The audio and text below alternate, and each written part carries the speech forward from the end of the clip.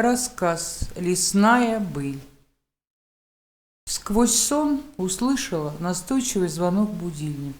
Моя тетка, резко встав с кровати босыми ногами, зашлепала к телевизору, на котором стоял и издавал дребезжащие звуки будильник, и о чем-то негромким голосом, чтобы нас не разбудить с Ленкой, заговорила с бабушкой. «Опять понедельник», — подумала я, — «и она собирается на работу в Москву».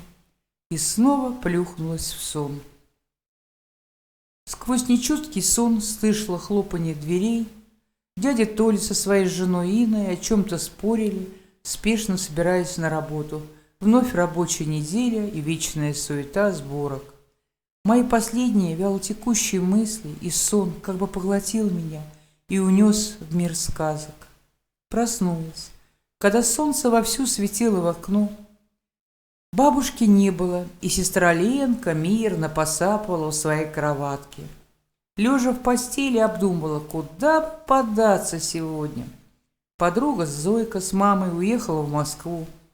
Тоска, зевнув с досадой, подумала я, натягивая свое короткое платьице. Для себя все-таки решила, что пойду-ка я в лес за трассу одна, может, грибов наберу. Но не тут-то было. Только я встала с кровати, Ленка перестала сопеть и, вытаращив на меня свои огромные зеленые глаза, спросила: «Галь, а ты куда?» «Ладно, — подумала я, — возьму ее с собой. Правда, бабушка, если Ленка проболтается, мне потом задаст. Но это будет потом. Выкручусь». Позавтракав, мы с Ленкой не спеша идем через территорию санатория к лесу. Она пока молчит, не хныкает. Солнце уже раскалило землю. Сквозь тонкие босоножки асфальт прожигает ноги. Еще немного, и мы выходим к Минскому шоссе. И тут моя сестра начинает скулить. «Бабушка не велела ходить за трассу, там волки водятся». Успокаиваю ее на ходу, что волки людей летом не трогают, потому что они сыты. Проходим сквозь поток машин и устремляемся к лесу. Хвойный лес встречает нас с прохладой. Только мухи в тишине леса как бы переживают дорожку своим жужжанием. Сосны стоят гордо, неся свою голову неподвижно. Мы уходим все дальше и дальше. Я на ходу, смотря на елках, на солнце, дорогу оставляю надломанные веточки, как учил меня мой дядя, чтобы не заблудиться. Вот начинается лиственный лес. Сестра пытается собирать ягоды на опушке, и я присоединяюсь к ней. Грибов еще не видно, только изредка попадается грибница, знак того, что через неделю-другую пойдут летние грибы. Вдалеке видим высокие белые цветы, и даже издалека небольшой ветерок доносит их медовый запах. Лена бежит, я догоняю ее, мы вбегаем в этот лес цветов. Не пересказать ощущение этих гигантских зарослей, они выше меня, и цветы касаются моих волос. Их белые листики осыпают мою голову. Резкий запах одурманивает и окутывает каким-то шлейфом необыкновенного и неизведанного поныне сладко-медового воздуха. Сестра запуталась и упала. Слезы, разбитая коленка. Грязными ручонки размазывая слезы, пытается встать, цепляется за корни цветов и снова падает. Приходится вытаскивать ее из зарослей цветов. Кое-как платком вытерла ее мордашку и, одев панамку на голову, беру ее за руку, и мы пробираемся сквозь лабиринт великолепия сказки цветов. Вот уже первые деревья, лабиринт позади. Мы, осыпанные с ног до головы белыми лепестками, бежим к дубкам. Там их целая рощица, и дубки стоят как бы в белизне ромашек. Их там видимо-невидимо. И вдруг такой резкий крик и визг. Я даже сначала оцепенела. У меня такое бывает иногда от страха. До сих пор помню лицо сестры. Огромные зеленые глаза, из них брызжут слезы. И огромные шершни, облепившие ее маленькое тельце. Мне кажется, я стояла вечность. Но потом резкий бросок к ней, я хватаю ее на руки, и мы бежим, не чувствуя тяжести и боли. Смахнув с лица очередного шершня, понимая, что прорвались, продираюсь сквозь лабиринт цветов, путаюсь и падаю с Ленкой на руках. Обе ревем, размазывая кровь и грязь, и вот тут боль дает о себе знать.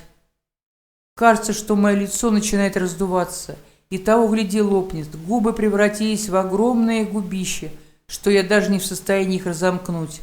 Видя одним глазом, второй вообще не открывается. Понимаю, что пора вставать и идти домой. Но вопрос как? Моя сестренка напоминает инопланетянку.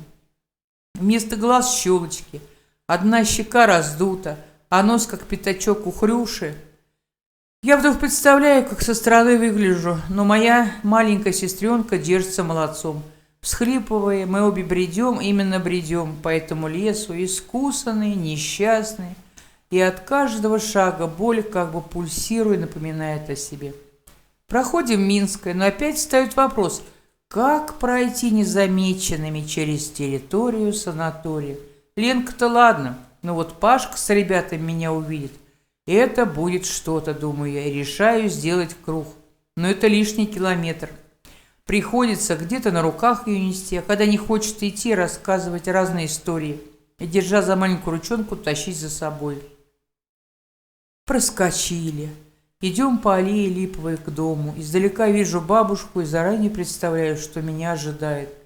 Но иного не дано, только вперед. И вот тут мы, две такие несчастные, предстаем перед глазами моей бабушки. Бабушка у меня статная, крупная, высокая, русые волосы, зеленые глаза, коса скрученная на затылке, румянец во всю щеку, смешливая и веселая по своей натуре, но порой и очень строгая и принципиальная, но все равно добрая и милая.